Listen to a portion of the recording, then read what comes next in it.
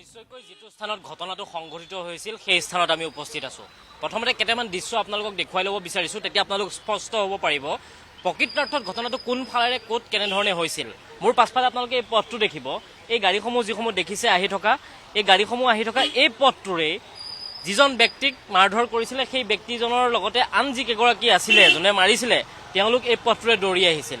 আৰু এই পথটোৰে দৌৰি আহি এই পথটো এনেধৰণে ওলাই গৈ ভূতনাথৰ যিটো মূল পথ সেই মূল পথটো এনেধৰণে ওলাব পাৰি। এখন আপোনালোকে ব্ৰিজ দেখিব, সেই ব্ৰিজখনৰ তলেদি এই কালভাৰ্টৰ তলেদি এনেধৰণে গৈ মূল পথটোত ওলাব পাৰি। এতিয়া আহিছোঁ মূল স্থানডোখৰলৈ, যিডোখৰত এই ঘটনাটো সংঘটিত হৈছিল। ঘটনাটো সংঘটিত হৈছিল এই মানুহখিনি য'ত আপোনালোকে দেখিছে ৰৈ থকা সেই স্থানতে যিগৰাকী ব্যক্তিৰ মৃত্যু হৈছে সেই মৃত্যু হোৱা ব্যক্তিগৰাকীৰ নশ্বৰ দেহটো ইয়াত পৰি আছিল। ইয়াতে তেওঁক মাৰধৰ কৰি পেলাই থোৱা হৈছিল, ইয়াতেই মাৰধৰ কৰা হৈছিল। আৰু যি স্থানত মাৰধৰ কৰা হৈছে তাৰ ওপৰত আপোনালোকে দেখিব এটা CCTV কেমেৰা আছে। স্মাৰ্ট চিটি প্ৰজেক্ট লিমিটেডৰ অধীনত লগোৱা যিবোৰ CCTV, গুৱাহাটী মহানগৰত অপৰাধ নিয়ন্ত্ৰণৰ কাৰণে যিবোৰ CCTV লগোৱা হয়, সেই CCTVবোৰৰ এই পাৰ্টটোতে লগোৱা হৈছে দুফালে মূৰ কৰি CCTV। এটা মূৰ আছে ৰাস্তাটোৰ ফালে, অৰ্থাৎ যি পথৰে এই ঘটনাটো সংঘটিত কৰি আহি আছিল মাৰধৰ কৰি, সেই পথটো ওলাব পৰাকৈ এটা CCTV সেইফালে মূৰ কৰি আছে। আনটো আছে ভৰলু মুখৰ পৰা যিধৰণে সোমাই আহে সেই সোমাই অহা পথটোৰ কাৰণে আন এটা CCTV, দুটা এংগুলত দুটা CCTV ৰখোৱা হৈছে। এই যিটো স্থানত আচলতে ঘটনাটো হ'ল, মাৰপিট হ'ল, CCTV ভিজুৱেল আৰক্ষীয়ে লাভ কৰা নাই বুলি কোৱাটো বৰ আচৰিতজনক কথা। দুটাকৈ CCTV মূৰৰ ওপৰত আছে, তলত এটা ঘটনা হ'ল, আৰক্ষীয়ে সেই CCTV লাভ কৰা নাই বুলি কোৱাটো আটাইতকৈ এটা দুৰ্ভাগ্যজনক কথা।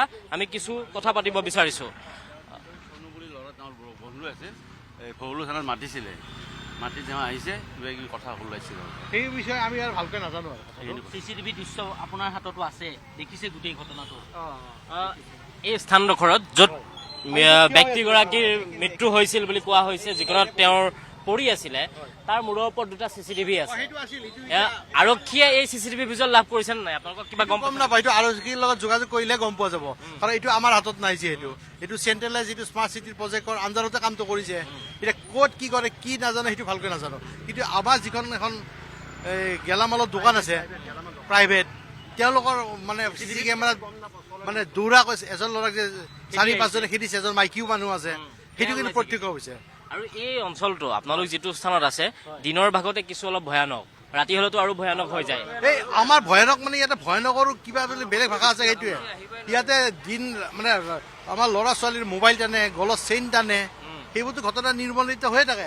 ৰাতিপুৱা উঠি এই ৰেল লাইনটোৰ ওপৰতে অপেনলি দেখা যায় ড্ৰাগছৰ মানে মুকলি ব্যৱসায়। পেট্ৰলিং হয়নে নহয় পুলিচৰ হয়, কেতিয়াবা কেতিয়াবা হয় পেট্ৰলিং, কিন্তু পেট্ৰলিং হলে কি হ'ব, আকৌ আহি যায়, পুলিচক দেখি কিনে পলাই আকৌ আহি যায়। 24 ঘণ্টা নাথাকে ইয়াতে, 24 ঘণ্টা নাথাকে। এই গোটেই লাইনটোত আমি দেখো ড্ৰাগছ মুকলিকৈ বিক্ৰী কৰি থাকে। আপোনাৰ এই কালিপুৰৰ মুখতে আপোনালোকৰ চব ড্ৰাগছৰ আড্ডা, ৰাতিপুৱা 6টা বজাৰ পৰা আপোনালোকৰ তাতে আড্ডা বাজি। আপোনাৰ মানুহ মাৰিব, কোনোবাক চাকু দেখাব, সেইবিলাক কৰি থাকে সিহঁতে। আমি ৰাস্তা দি আহিলে দেখা পাওঁ এইবিলাকত। এই ঘটনাটো ইমান এটা ভয়ংকৰ ঘটনা হ'ল, আপোনালোকৰ লগৰে এজনক ইয়াত মাৰি পেলোৱা হ'ল। ইয়াৰ পিছতো এতিয়ালৈকে যি ধৰণৰ ব্যৱস্থা হ'ব লাগিছিল তেনেকুৱা ধৰণৰ ব্যৱস্থা কিন্তু আমি দেখা নাই। পুলিচে কি কৰি আছে আমি গমটো নাপাওঁ। এতিয়া আজি যাম, সুধিম কি কেনেকুৱা কি ষ্টেপ লৈছে পুলিচে। এইটো পুলিচে কৈ আছে ইনভেষ্টিগেশ্যন কৰি আছো, 2-3 দিন অলপ ধৈৰ্য ধৰক, 2-3 দিন ধৈৰ্য ধৰক, সেইটোৱে কৈ আছে। দুটাকৈ কেমেৰা, এটা সিটো মূৰলৈ আছে, এটা এইটো মূৰলৈ আছে, কিন্তু এতিয়ালৈকে হোৱা নাই। আগতো বহুত এতে হৈছে, আগতো এতে কাজিয়া ফেচাল বহুত হৈছে। পুলিচক আমি কওঁ, ইনফৰ্ম কৰোঁ, ইয়াত হৈয়ে থাকে। নৰ্মেলি হৈ থাকে এইটো আপোনাৰ। কাৰণ কি ধৰক আবেলি যদি আপুনি আহে, আবেলি টাইমত এনেকুৱা ভিৰ হয়, দুয়োফালে দোকান লগাই দিয়ে, যদি কোনোবাই কিবা মাত দিয়ে ইহঁতক মাৰিবলৈ উঠে আপোনাৰ এই ৰাস্তাত বহা যিকেইটা বেপাৰী কিছু। আৰু তাতে কি কৰে, সাধাৰণ যদি গাড়ীত যদি অকণমান খুন্দাও লাগে, অলপ খুন্দা লাগিলে 5,000 টকা দাবী কৰিব। সেনেকুৱা ধৰণৰ ঘটনা হয়, গুণ্ডাগিৰি চলি থাকে, মানে গুণ্ডাগিৰি চলে। কোনোবা যদি বাহিৰৰ কোনে কৰে যিবোৰে দোকান পাঠাৰ দি থাকে, মানুহবোৰ কৰ হয়, ইয়াৰে মানুহ থাকিলে অচিনাকি কিছুমান আছে, তেওঁলোকৰ ভালকৈ নাজানো এই ঘটনা। অচিনাকি মানুহ বহুত আছে। দোকান মানুহকেইটা নকৰে, কিন্তু এইকেইটা ৰাস্তাত ঘূৰা মানুহকেইটা কৰে। এইটো কামে ইয়াতে ৰাস্তাত ঘূৰি থাকে যিবোৰ, এইবোৰ চিনি পায় নেকি আপোনালোকে? চিনি পাওঁ, এনেকুৱা চিনি নাপাওঁ, এনেকুৱা ক'ত ল'ৰা আহে কি আহে চিনি নাপাওঁ। আচ্ছা, বেলেগৰ ঠাইৰ পৰা চিনি নাপায়, সদায়তো চিনি নাপায়। সদায় যদি আমি পালো তেতিয়া কি মানে নিশ্চয়কৈ চাওক, অতি ভয়ংকৰ আচলতে কথাবোৰ, অভিযোগবোৰ অতি ভয়ংকৰ। এই স্থানডোখৰত যেতিয়া আবেলি হ'লে দোকান দুয়ো কাষে বহে তেতিয়া এটা বেলেগ পৰিৱেশৰ সৃষ্টি হয়, আৰু সেই পৰিৱেশ আপোনালোকে কল্পনা কৰিব নোৱাৰিব যে কি আচলতে হয়। এই যিটো ট্ৰেইন লাইন আছে, এই ট্ৰেইন লাইনটোত অবাধে আচলতে মুক্তভাৱে ড্ৰাগছৰ বেহা চলে। আমি সেইসমূহ দৃশ্য অন কেমেৰা দেখুৱাইছিলোঁ। আমি দেখুৱাইছিলোঁ যে এইসমূহ কেনেধৰণে চলিছে আৰু ইয়াত কোন জড়িত আছে। বহু কেইগৰাকী ব্যক্তি, এহাল দম্পতী থকাৰ অপেন এটা অভিযোগ উঠিছিল কিন্তু ইয়াত, যে সেই দম্পতীহালৰ নেতৃত্বত ভৰলুমুখত অপেনলি ড্ৰাগছৰ ব্যৱসায় চলে। সেই কথা ভৰলুমুখ আৰক্ষীয়েও জানে।